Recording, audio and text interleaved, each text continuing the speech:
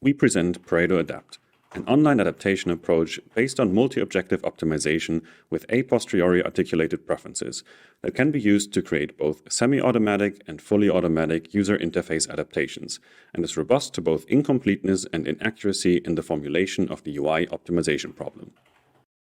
Everyday environments are complex and multifaceted, and so is the context in which we use and interact with our applications.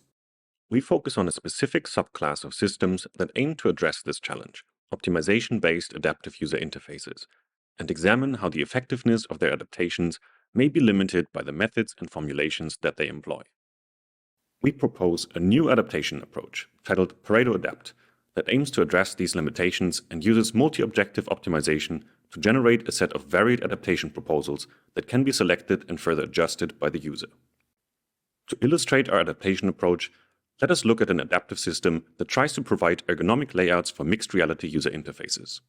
Alice is an avid user of mixed reality interfaces and wants to prepare for an upcoming conference visit by checking out the event's main homepage. On her wrist, she has a button that triggers an application launcher. Pressing the button provides suggestions for ergonomic positions of the user interface, balancing the strain that the expected interaction will have on Alice's neck and shoulder, and trading off the visibility and reachability of the interface. When she taps on her wrist, a few suggestions pop up in her environment, one right in her field of view around eye level.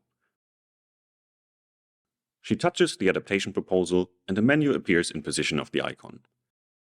From the menu, she selects her document viewer and the conference website pops up in place. She adjusts the position slightly and begins reading the information. Now Alice decides that she wants to add some background music. She taps her wrist again, and again multiple proposals are presented in her environment. She selects one slightly below the document viewer and opens her music player. After choosing the right song, she shifts her attention back to the event page. Her setup is complete. Let us take another look at Alice's interaction, now with a focus on how our approach achieves these varied proposals. When the adaptation is triggered, a multi-objective optimization algorithm is initialized. Taking a problem definition for ergonomic layouts specified by the designer as input, it generates a set of Pareto optimal adaptation alternatives. This large set of potential adaptations represents all the different trade-offs that can efficiently balance the objectives and constraints set by the designer with differing priorities. This large set of potential adaptations is then, in a second step, decomposed to a smaller set of varied adaptation proposals that can effectively be presented to the user for selection. Finally, in a third step, the user makes their preferences for one of the adaptations explicit by deciding which of the alternatives to interact with. At some later point, Alice may, for example, prefer an adaptation that is further to her right because her left hand is occupied, or an adaptation further to her left because she is focusing on another activity to her right.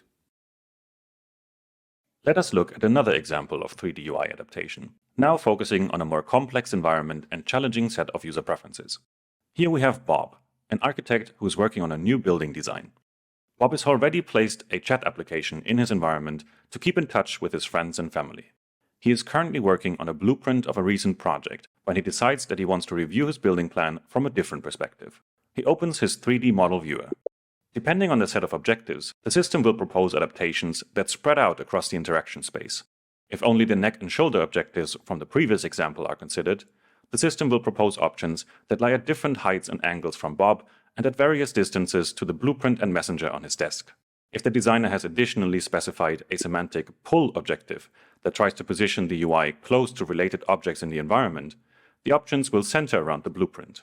If the designer has also defined a semantic push objective that tries to move the UI away from negatively associated objects, the system will propose options that lie on the opposite side of the messaging application. This time, Bob selects an adaptation close to the blueprint on his desk, which he finds easy to reach and view. By presenting well-chosen adaptation proposals that emphasize variety and efficiency, in the case of our approach, in the form of a wide range of Pareto optimal solutions, many different users and situational needs can effectively be addressed, even when the original problem definition did not fully anticipate or capture them.